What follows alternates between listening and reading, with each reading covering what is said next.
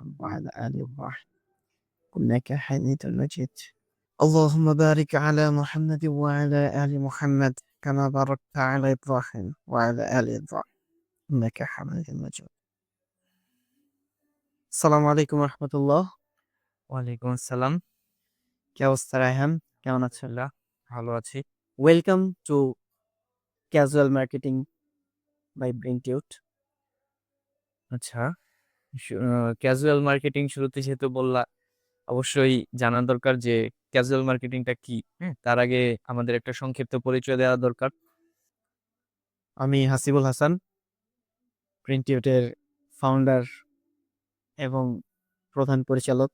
আমি রায়হান হোসেন। সো আমি তোমার সাথে আজকে কোলাবোরেশন করছি আজকের এই পডকাস্টটাতে।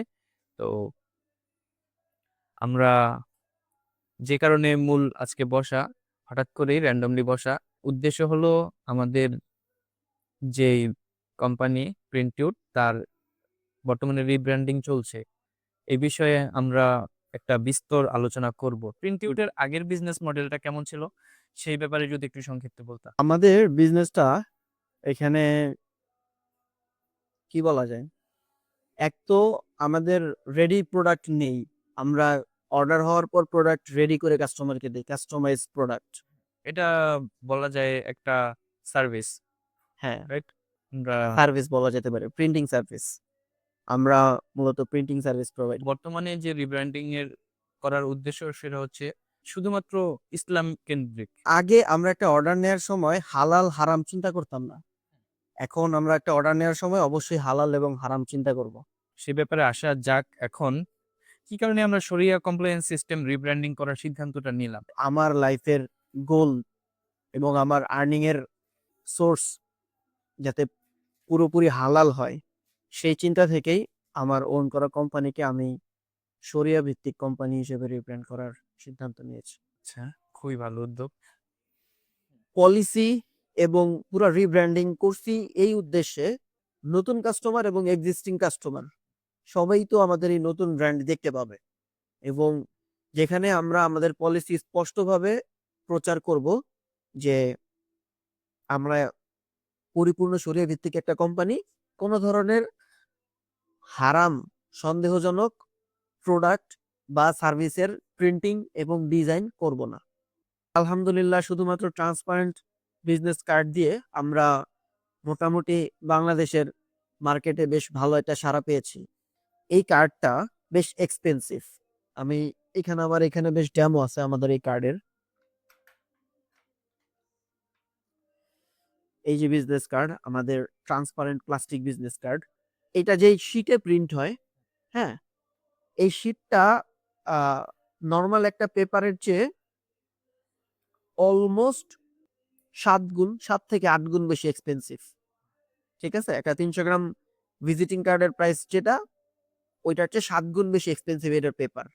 আর প্রিন্টের কথা বলতে গেলেও একটা পেপার ভিজিটিং কার্ড প্রিন্ট করতে যে পরিমাণ কস্ট হয়, এই এই এইটাতে যে প্রিন্ট হয় একটা পেপারে অফসেট সাধারণ 4 কালার প্রিন্ট হয়, আর এটাতে প্রিন্ট হয় হচ্ছে মেটালিক প্রিন্ট। তো এই এই প্রোডাক্টটা আসলে আমরা যেভাবে হাতের নাগালে নিয়ে আসছি, মানে ম্যাস প্রোডাকশন করে, এইটা একটা বড় একটা প্রবলেমের সলিউশন। প্রিন্টিউট কিভাবে নিশ্চিত করবে যে এটি সত্যিকারের অর্থে শরিয়া কমপ্লায়েন্ট? এখানে আমরা ফেস্টিভ্যাল করে পাবলিকলি অ্যানাউন্সমেন্ট করতেছি, এবং আমাদের আগে টিম ছিল 2 জন 3 জনের 4 জনের, এখন আমাদের টিম হয়েছে আলহামদুলিল্লাহ 14 জনের।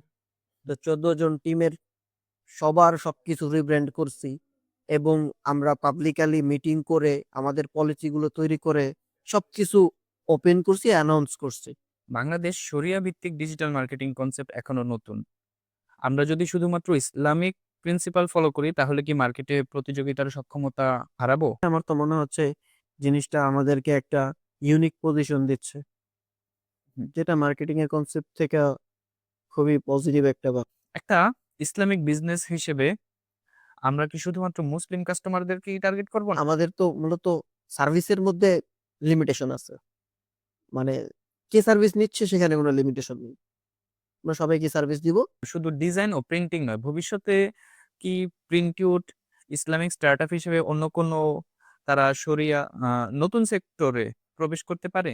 আমাদের শুধু ডিজাইন এবং প্রিন্টিং না, আমাদের প্ল্যানিং এর মধ্যে ডিজাইন, প্রিন্টিং এবং রেডিমেড এবং কাস্টমাইজড প্রিন্টিং এর র ম্যাটেরিয়াল হুম। আর প্রিন্টিং এর মেশিনারিজ এইগুলা সেল করার ভবিষ্যতে প্ল্যান আছে।